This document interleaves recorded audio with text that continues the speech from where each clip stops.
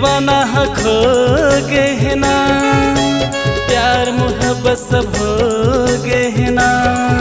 है छत्तीसगढ़ के सुंदरी गरी, मैं तेरे संग हो गहना। है छत्तीसगढ़ के सुंदरी गरी, मैं तेरे संग हो गहना। दिल दीवाना खो गहना, प्यार मोहब्बत सब हो गहना। है छत्तीसगढ़ के सुंदरी गरी, मैं तेरे संग हो गहना। है छत्तीसगढ़ के सुंदरी गरी, मैं तेरे संग हो गहना। दिल दीवाना खो गहना।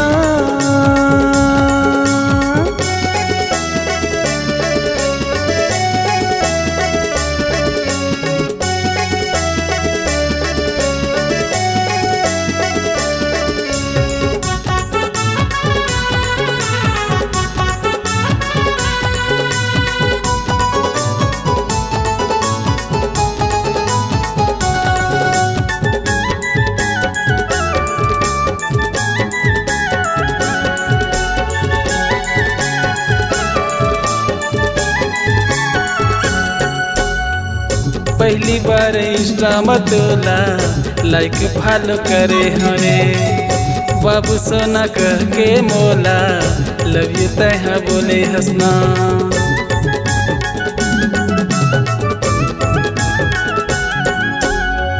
चंदा जैसे रूप है तोरे, कोयली सही बोली हरे। सूरज जैसे बिंदिया सजे है, तही मोरे मुहनी हंसरे। तोरे दीवाना हो गोरी, तोरे दीवाना हो गोरी, पगला हूँ तोर प्यार माँ। है छत्तीसगढ़ के सुंदरी गरी, मैं तेरे संग हो गहना। है छत्तीसगढ़ के सुंदरी गरी, मैं तेरे संग हो गहना।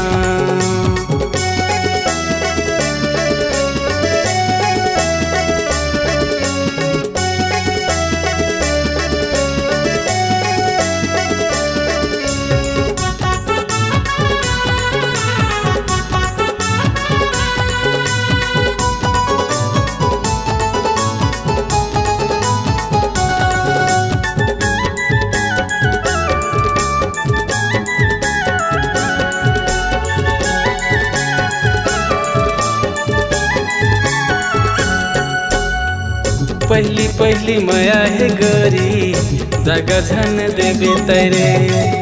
छत्तीसगढ़ के सुंदरी हंसता है हाँ, माया तेरे संग हो गए है ना।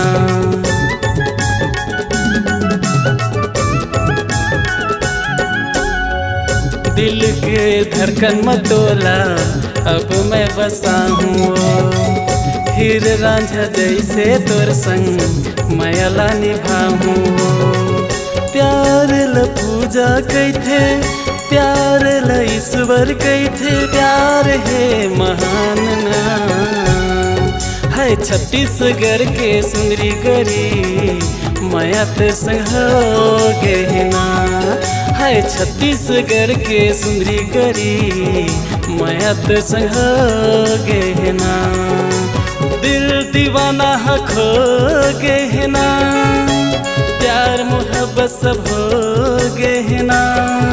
है छत्तीसगढ़ के सुंदरी गरी, मैं तेरे संग हो गहना। है छत्तीसगढ़ के सुंदरी गरी, मैं तेरे संग हो गहना।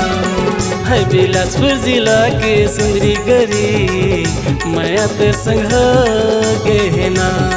है बिलासपुर जिला के सुंदरी गरी, मैं तेरे संग हो गहना। है छत्तीसगढ़ के सुंदरी गरी, मैं तेरे संग हो गहना।